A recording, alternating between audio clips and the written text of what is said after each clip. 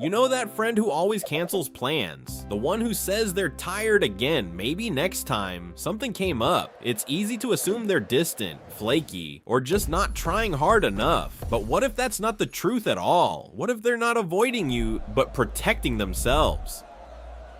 If you've ever felt more at peace in your own space than in a crowded room, more alive in quiet than in noise, then you already understand this in a way most people don't, because not everyone recharges the same way. Some people come alive in movement, in conversation, in the constant buzz of being surrounded, but others slowly dim in those same spaces, even when they're smiling, even when they're having a good time. For them, energy doesn't come from the outside. It returns in silence. Every interaction takes something. On a little attention, a little presence, a little emotional bandwidth, and home is the one place that gives it all back without asking for anything in return. This isn't weakness, it's wiring. Some minds are built for stimulation, others are built for depth. And when the world gets too loud, too fast, too unpredictable, retreating isn't avoidance, it's regulation. Because out there, everything shifts. Conversations feel shallow, plans change, noise seeps into your thoughts. You're expected to react, respond, perform. But at home, everything softens. You control the pace, the light, the silence. You're not adjusting yourself to fit the world. The world finally adjusts to you. For some people, especially those who feel deeply or think constantly, that sense of control isn't just comfort, it's safety.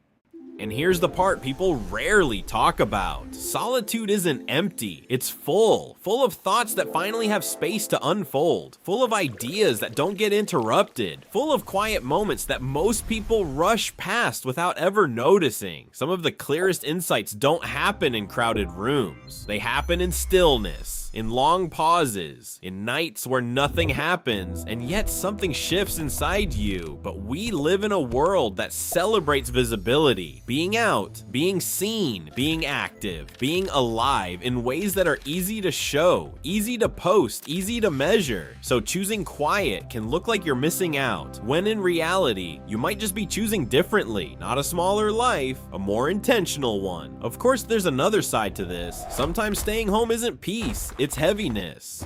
It's the weight of anxiety, of past experiences, of thoughts that make the outside world feel like too much. And in those moments, home becomes more than a refuge. It becomes a place you hide. That's the question that matters. Does staying home restore you?